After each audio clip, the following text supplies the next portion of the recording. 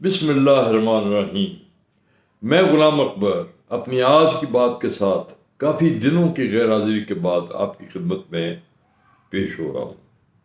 یہ پیشی ہی ہے کیونکہ میں نے بغیر آپ کو بتائے اتنی لمبی غیر حاضری کی ہے۔ وجہ یہ تھی کہ میں لاہور سے اسلام آباد منتقل ہونے کے مراحل سے گزر رہا تھا۔ اب میں سیٹل ہو چکا ہوں اسلام آباد میں، چند دن اور لگیں گے، میں پوری طرح سیٹل ہو جاؤں گا۔ یہ شہر میرے لیے اجنبی نہیں، میں یہاں پہلی مرتبہ 1974 میں آیا تھا، تب میں اورینٹ ایڈورٹائزنگ، بڑی ایڈورٹائزنگ جس کا انچارج بن کے آیا تھا۔ اس کے بعد میں نے 1981 میں یہاں اپنی ایڈورٹائزنگ ایجنسی میڈاس، جو اس وقت میڈاس میں نے لانچ کی تھی، اس کا دفتر میں نے قائم کیا تھا۔ پھر میں 1995 میں مستقل طور پر شفٹ ہو گیا یہاں، لیکن کوئی بھی چیز اللہ تعالیٰ کے نظام میں مستقل نہیں ہوتی۔ آپ کچھ سوچتے ہیں وہ کچھ اور جاتا ہے۔ میں 2014 میں واپس لاہور چلا گیا، پھر 7 سال کی غیر حاضری کے بعد پھر واپس آ گیا۔ اس دوران میرا دفتر اسلام آباد میں قائم رہا ہے، میرے دونوں اخبارات یہاں سے نکلتے ہیں، میرا ہیڈ آفس ہمیشہ اسلام آباد ہی رہا ہے، لیکن اسلام آباد میں اب میرا قیام، میری خواہش ہے کہ میں اب زندگی کے جتنے دن ہیں یہاں گزاروں، لیکن کل کا کسی کو علم نہیں ہے۔ انشاءاللہ تعالی اللہ تعالیٰ جو کرے گا بہتر کرے گا۔ یہ لمبی چوڑی تمہید ضروری تھی۔ اس کے ساتھ ہی میں اس انتخابی دنگل کا ذکر کروں گا جو 3 مارچ سے جاری ہے اور جو کل جس کا اختتام ہوا، جس کا کلائمیکس کل ہوا۔ یہ بڑا ایک پیراڈاکس ہے کہ جس میں انگریزی میں ہے کہ P D M head the test of their own medicine. 3 March کو انہوں نے جس انداز میں یوسف رضا گیلانی کو منتخب کرایا سینٹ میں، اسی انداز میں کل یعنی 12 مارچ کو یوسف رضا گیلانی ہار گئے۔ یہ جیت جو ہے عمران خان کی ثابت کرتی ہے کہ وہ ایک منجھے ہوئے سیاستدان ہیں۔ اب سیاستدان ہونے کے لیے ضروری نہیں کہ ایک خاص بیک گراؤنڈ ہو۔ ایک پڑھا لکھا آدمی بھی دوسرے شعبوں میں اپنے کارنامہ انجام دینے کے بعد اگر سیاست میں آئے اور وہ کوئی مشن لے کر آئے تو وہ ضروری نہیں کہ اسے آپ سیاست سے فارغ سمجھیں۔ سیاست کا تعلق ذہن سے ہے۔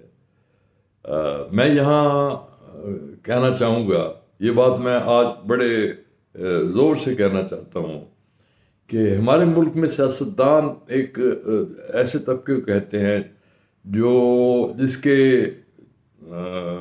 جو افراد ہیں وہ کسی اور شعبے میں کسی کام کے نہیں ہوتے، نہ وہ انجینئر بن سکتے ہیں، نہ وہ ڈاکٹر بنتے ہیں، نہ وہ کسی دوسرے امتحان میں جاتے ہیں، وکیل تک نہیں بن سکتے۔ کسی زمانے میں وکیل سیاست میں آیا کرتے، پڑھے لکھے لوگ ہوتے تھے، اور ہمارے بانی پاکستان کے جو ہیں وہ سب سے بڑے وکیل تھے اپنے دور کے۔ تو اسے ہٹ کے ہمارے ملک میں سیاستدان عموماً ایسے لوگ کو کہا جاتا ہے جن کا پیسہ ہو، جو کوئی اور کام نہ کر سکتے ہوں اور وہ ادھر آ جائیں اور کہیں جی بس وہ ان کا کام اللہ تعالیٰ نے ان کے سپرد کیا ہے، کوئی الہی فرمان ہے کہ آپ لوگوں نے ملک کی حکومت چلانی ہے، آپ اور کسی کام کے نہیں ہیں سوائے حکومت چلانے کے۔ یہ بدقسمتی ہے ہمارے ملک کی سب سے بڑی۔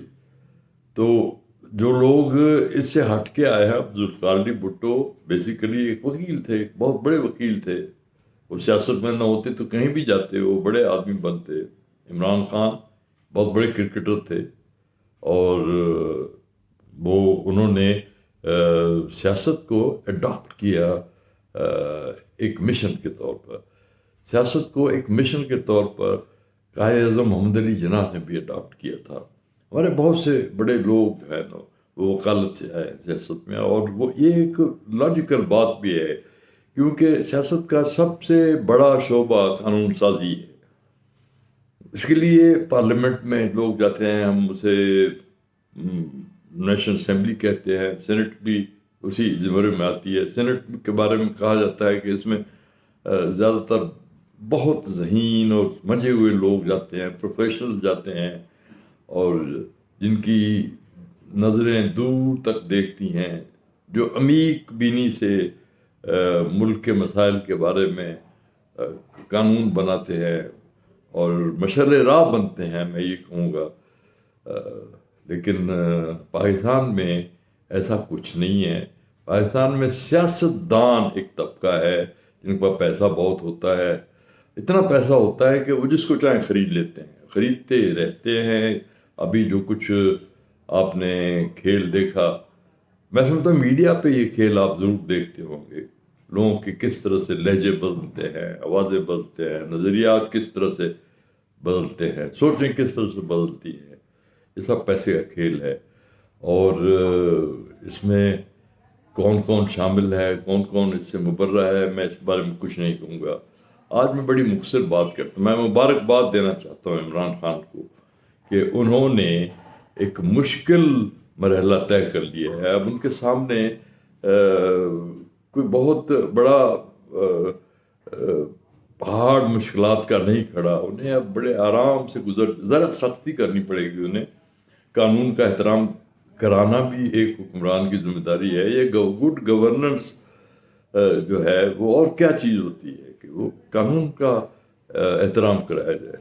اب یہاں جو فری فار آل قسم کی گفتگو شروع ہو گئی ہے میڈیا پہ، مریم نواز جیسی تقریریں کرتی رہی ہیں، جس انداز میں گالی گلوچ انہوں نے، پرائم منسٹر جو ہے، بہرحال ٹھیک ہے، آپ یہ کہہ سکتے ہیں کہ عمران خان نے بھی ہمارے ملک کے پرائم منسٹر کو لٹیرا اور ڈاکو کہا، لیکن وہ تو پرائم منسٹر کہ اگر یہ گالی ہے تو اس گالی کو سپریم کورٹ نے انڈورس کر دیا جب انہیں سزا دی.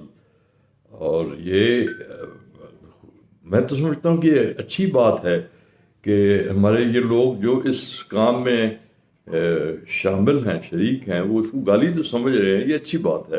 جب تک وہ اس کو برا سمجھیں گے، گالی سمجھیں گے، تو ہو سکتا ہے فلاں کوئی راستہ نکل آئے.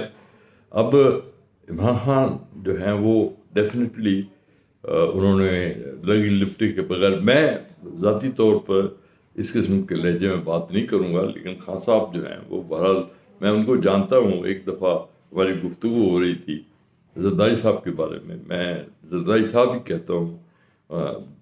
ایک یہ میرے سمجھ لیے کہ میری تعلیم و تربیت کا ایسا خان صاحب نے دو تین مرتبہ کہ جی دیکھیں اکبر صاحب، ایک شخص جس نے اس ملک کو لوٹا، دولت باہر لے گیا، آپ اس کو اتنے احترام کے ساتھ اس کا نام کیسے لے لیتے ہیں؟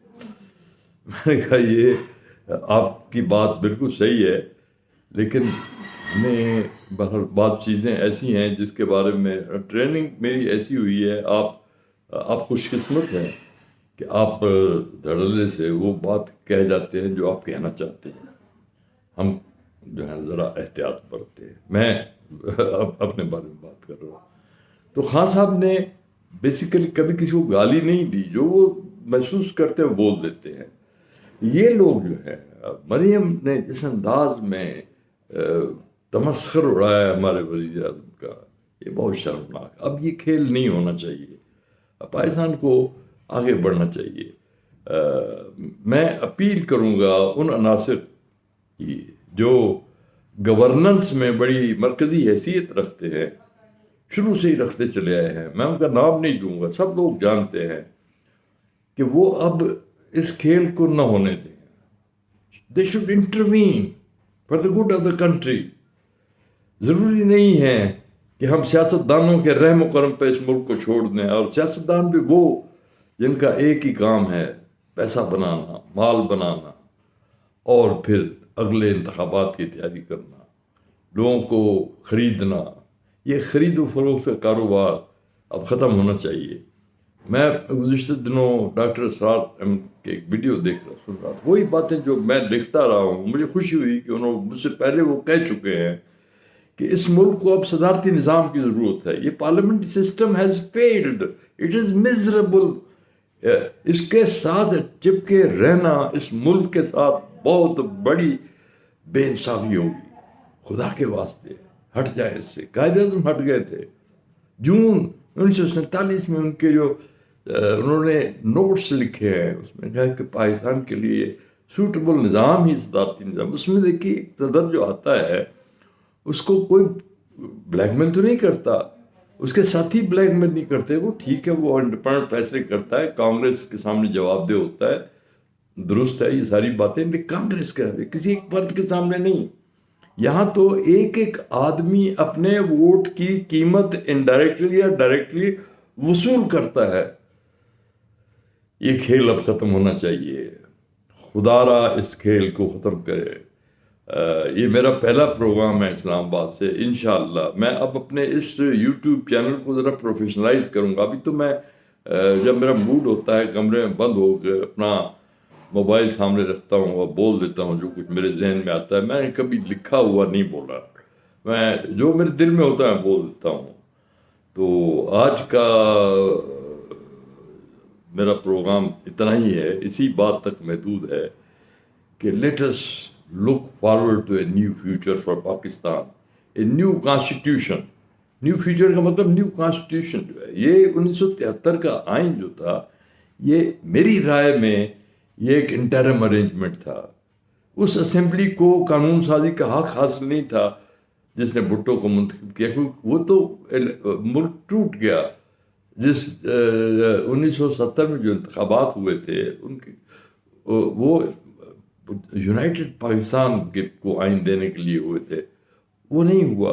ہونا یہ چاہیے تھا کہ نئے انتخابات ہوتے اور نئے انتخابات کے بعد جو بھی اسمبلی سامنے آتی وہ آئین بناتی.